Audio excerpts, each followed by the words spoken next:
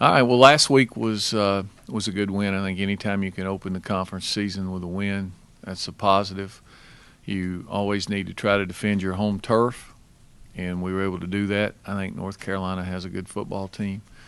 Their front four on defense are particularly strong, and so we might not have played our best game, but we played well enough to get it done. So now as we move forward, first road game in the ACC, going to NC State, where their backs are up against the wall a little bit because they lost their first conference game. So I'm sure we'll get their best shot. Last year they beat us pretty good here. They scored more points than anybody since I've been here, I know, in the league. And so we've got to play better, take better care of the ball, and see if we can get them off the field, which we struggled with last year at times.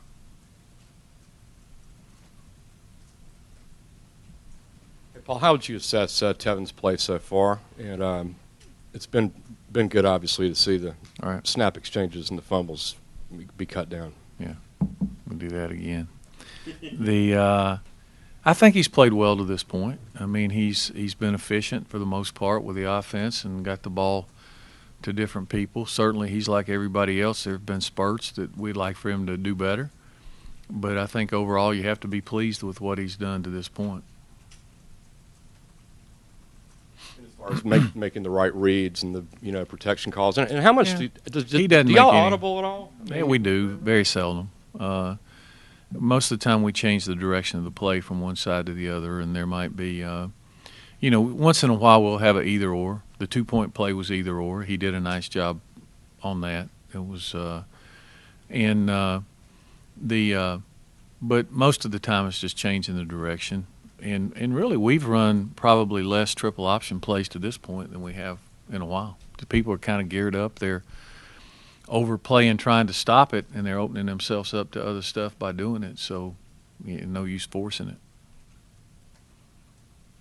Coach, talking to a lot of the players in the preseason, they talked about Jeremiah as being one of the breakout players on defense, and he really kind of had his breakout game against UNC, had the 3 sacks, 9 tackles. How would you assess his performance? Well, he's a very talented young man. I think that, he had a great spring practice and really up until the Carolina game had not played with production the way that I thought he would. But he had a lot of production in that game. He's growing. I think that hopefully he's going to get better because he's got a lot of ability. He plays the game really hard normally. And I think he has fun out there playing. So I was pleased to see him do so well. Proud of him. Coach, last year you just mentioned NC State. Different team last year with Russell Wilson. How do you prepare for them this year, and how are they different without him this year as opposed to last year? Well, you prepare the same way. I mean, they're doing some of the same things. Clearly he could keep a lot of things alive, because he was a talented runner. Glennon's probably got a stronger arm than Russell Wilson. So they're not going to change a lot of what they do, I wouldn't think. Where they've struggled a little bit to this point is running the football. And last year against us, they didn't struggle. They ran it when they wanted to. So a lot of the same guys, so that's got to be a key point in the challenge.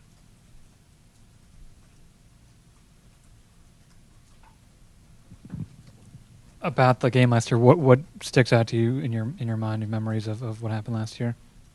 Well, I just remember that we lost. I remember we played very poorly. We got a punt block for a touchdown. We turned the ball over on offense a couple of times. We couldn't get a stop when we needed to on defense. I mean, it was just they beat us in pretty much every phase. So sticks under your craw a little bit. Competitors will look forward to having another chance.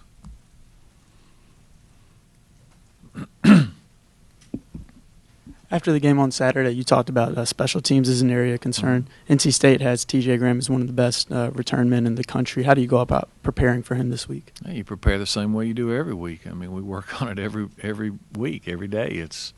You have to do fundamentals. If you break down our kickoff coverage team, they gave up 18 yards of return. Now, it's not fair. I guess it is fair because in the big picture, that's what matters, where they start. but it's pretty hard to hold them inside the 20 if you kick it to the 20. We've got to do a better job kicking the ball. If you could hold people to 18 yards on a return on average, that's actually pretty good. The flip side, we've got to get our return game going. Special teams, we did some good things. I thought our effort on extra point and field goal block was really good. We were close. We blocked a punt. We did okay in some areas. Just kicking the ball was terrible. Punting wasn't very good, and the kicking wasn't very good.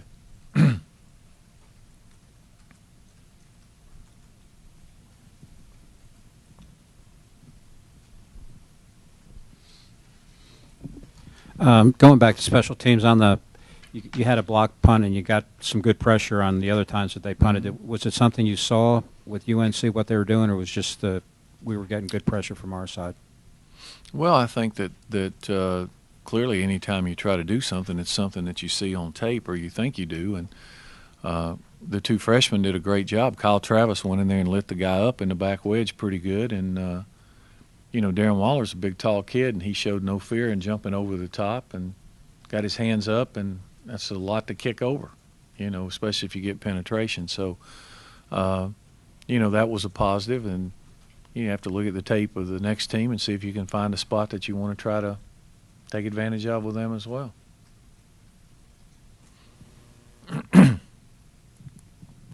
Regarding the defense, I know there's always a conception that, particularly if you play the kind of schedule that you have, that you start out kind of vanilla and then you maybe add some more wrinkles. Is that what's happening, or is it a little different than that? I don't think so. Not really. I think we've just played what we played defensively.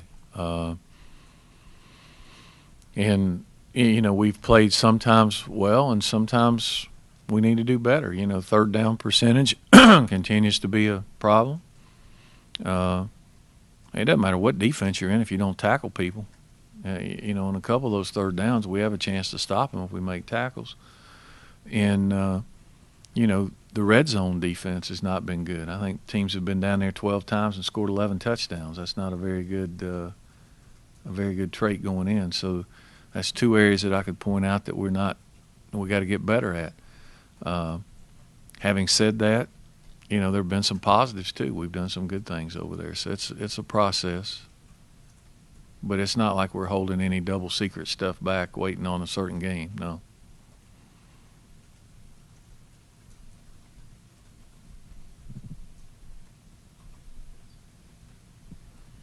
In terms of blocking a punt and those kind of plays, is it also sort of a benefit to do that because it makes the other team have to kind of change their strategies and sets up better returns for Zach? Well, if you can get pressure, the returns hopefully will be better. We haven't pressured a whole lot, and it's something we talked about we need to do more of. And certainly it helps you. And if you block a punt, I could probably count on one hand in my 30-some years of coaching when you blocked a kick and lost a game. It doesn't happen too often. That's usually a big momentum changer. And we wasted it because we pitched it on the ground down there. But, it sets you up in pretty good – This game, I think, was one of the first few games that we've actually set up the offense on the plus side of the field. We did it a couple times. We didn't take advantage of it. As far as so many, we see so many shots of coaches with their big play cards and whatnot. Has there ever been a point in your career as a head coach where you had your game plan prepared like that with scenarios and whatnot, or has it always been the way you do it from, since you've been here in at Navy and whatnot? No, I've always done it since I was coaching. From the time I started coaching, with the exception of maybe a couple years when I coached defense, I've always called plays. And I just look out there and see what they're doing and try to call plays off that. So the thing about our deal is we got a package. So, it's not something I got to invent in my head. If we have 5 or 6 special plays, I remember them. To this, I can still now. I don't know in a year or two if I will be able to, but till now I can remember them and know when I want to try to call them. Couple things. Who do you anticipate kicking off first this week? Who do I anticipate? I don't anticipate. We'll practice today and tomorrow and Thursday, and whoever kicks off the best will kick off. Maybe somebody hadn't kicked yet. Who knows? But kicking off in practice has not been the issue. They're really good in practice. And did you or anyone say anything to Steven after that drop? I don't know what anyone else said to him. I just told him he took his eye off the ball, and we moved on. He made a few good ones, so and I'm not worried about that. It happens, you know.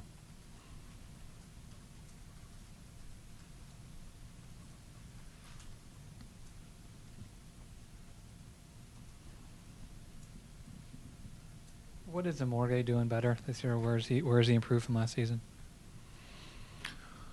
Well, I don't know that there's a certain area. I think that he's moving better. I think his weight's down a little bit. He's another year in the program, playing, getting stronger. For those guys that on the line of scrimmage, the older you get and the more you've played, the better you ought to be, because you're just going to mature. You're going to get stronger. You're going to have a better understanding, and hopefully, that's kind of where he is.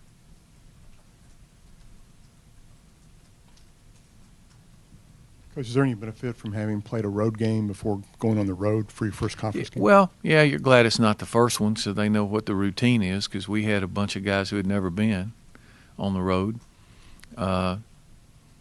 This will be probably a way more hostile environment than we were on the first time. There'll be more people, bigger stadium. To this point, our guys have been able to focus pretty good on the task at hand. Hopefully, we can do that. We talked about on Monday that you got to get ready to dial in for this game. This team has done nothing. We've accomplished nothing. So it's still a process ongoing.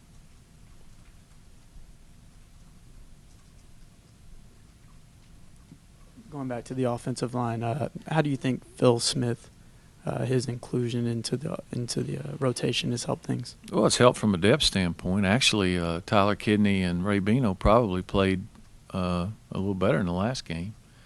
But I think it helps those guys to be able to go into a three-man rotation. They don't have to play as many snaps. And Phil's played a lot of football. I think he's still a little rusty, so I expect him to play better as we go along. I think he's certainly capable, and he's willing. I think he's willing to work at it and do what it takes. So I think his better games are in front of him.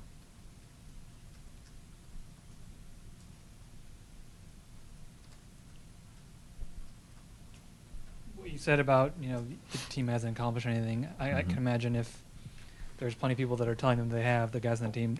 Are you watchful at all for players being a little that's satisfied? why I'm telling them they haven't. For all you guys that are telling them they have.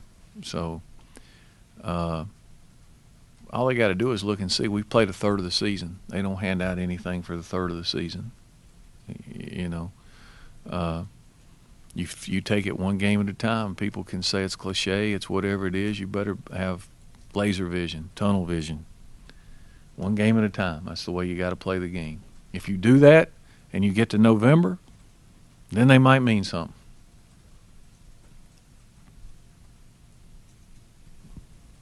Going back to the offensive line, when Tevin has dropped back to pass, he's had time most of the time. I mean, is that doing anything different, or is it just guys, making their assignments? I think they've done a better job. We've tweaked some stuff in the off season protection wise that probably helps, but I think they're just, doing a better job.